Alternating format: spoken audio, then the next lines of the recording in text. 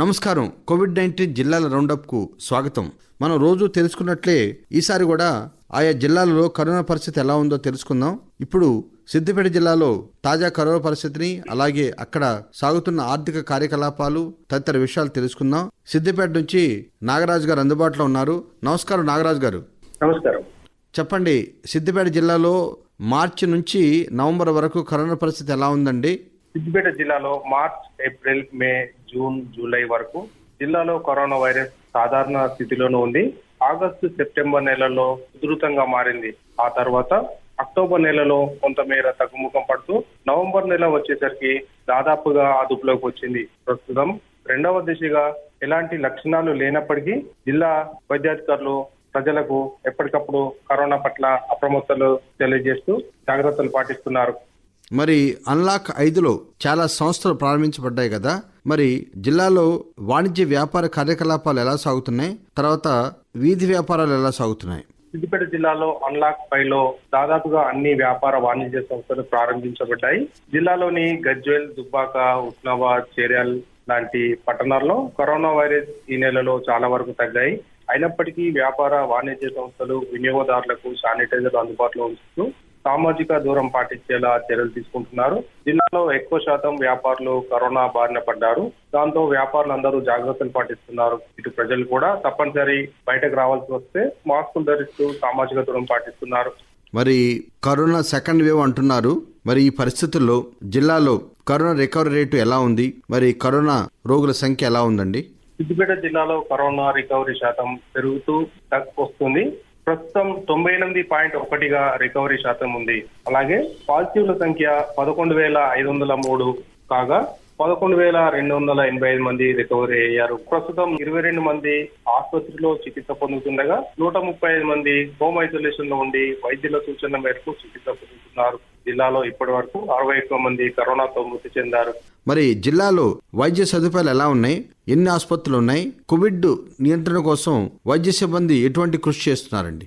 జిల్లాలో corona virus వ్యాప్తి అదుపులో ఉంది. గతంలో 28.30% పాజిటివ్ రేటు ఉండేది. ప్రస్తుతం 0.3% పాజిటివ్ కేసులు నమోదవుతున్నాయి. సిద్దిపేట జిల్లాలో వైరస్ తగ్గుముఖం పట్టిన నేపథ్యంలో పట్టణ ప్రాంతాల నుండి గ్రామీణ ప్రాంతాల వరకు కరోనా వైరస్ సోకిన వారికి జిల్లా వైద్యాధికారులు ప్రత్యేకంగా క్యాంపులు ఏర్పాటు చేస్తూ వైద్యం అందిస్తున్నారు. జిల్లాలో ఉన్న అన్ని ప్రాథమిక ఆరోగ్య కేంద్రాల్లో ర్యాపిడ్ టెస్టులు అందుబాటులో ఉంచి ప్రతిరోజు టెస్టులు నిర్వహిస్తున్నారు. సిద్దిపేట జిల్లాలో 3 ఆసుపత్రుల ద్వారా కరోనా పేషెంట్లకు వైద్యం అందిస్తున్నారు. జిల్లా కేంద్రంలోని ప్రభుత్వ జనరల్ ఆసుపత్రిలో 100 పడకల ఐసోలేషన్ వార్డు, అలాగే జిల్లాలోని వంటిమామిడి, మిట్టపల్లి వద్ద ఉన్న ఆర్వీఎం, సురభి వైద్య కళాశాలల్లో 100 పడకల కోవిడ్ ఆసుపత్రుల ద్వారా కరోనా పేషెంట్లకు చికిత్స అందిస్తున్నారు. మరి జిల్లాలో ఈ కోవిడ్ గురించి ఎటువంటి అవగాహన కల్పిస్తున్నారు వైద్య సిబ్బంది? తర్వాత ఈ కోవిడ్ ప్రభావం ఆయా ప్రాంతాల్లో ఎలా ఉంది? అధికారులు ఎటువంటి చర్యలు చేపడుతున్నారు? ఆశా కార్యకర్తల ద్వారా ఇంటింటికి తిరుగుతూ గ్రామాల్లో, పట్టణాల్లో దగ్గు, జ్వరం, జలుబు లక్షణాలు సమస్యలతో బాధపడుతున్న వారిని గుర్తించి వైద్య పరీక్షల కోసం సమీపంలో ఉన్న ఆసుపత్రికి తీసుకెళ్లి పరీక్షలు నిర్వహిస్తున్నారు. అలాగే ప్రజలకు ఎప్పటికప్పుడు కరోనా పట్ల అప్రమత్త పరుస్తూ కోవిడ్ ప్రభావిత ప్రాంతాల్లో ముఖ్యంగా పాజిటివ్ ఉన్న కేసును వారి ద్వారా వ్యాప్తికి అవకాశాన్ని ఉండే వారందరినీ గుర్తించి పూర్తి స్థాయిలో కరోనా పరీక్షలు జరిపి వ్యాధిని నివారిస్తూ ప్రజలకు అప్రమత్త పరుస్తున్నారు. మరి జిల్లాలో ఆత్మనిర్భర్ భారత్ పథకం ఏ విధంగా అమలవుతోందండి? ఎంతమంది ప్రయోజనం పొందారు? సిద్దిపేట జిల్లాలో సుమారు 5,000 పైసలకు ఉన్న వీధి వ్యాపారులకు సిద్దిపేట జిల్లా అధికారులు కేంద్ర ప్రభుత్వం ప్రకటించిన ఆత్మనిర్భర్ పథకం కింద 10,000 రూపాయల రుణాన్ని బ్యాంకుల ద్వారా అందిస్తున్నారు. ప్రత్యేకంగా క్యాంపులు ఏర్పాటు చేస్తూ వివిధ పట్టణాల్లో వీధి వ్యాపారులకు వారి యొక్క ఆర్థికంగా నష్టపోయిన వ్యాపారులందరికీ 10,000 రూపాయల చొప్పున రుణాలను అందిస్తున్నారు. దీంతో వ్యాపారులు సంతోషం వ్యక్తం చేస్తూ కేంద్ర ప్రభుత్వానికి ధన్యవాదాలు తెలుపుతున్నారు.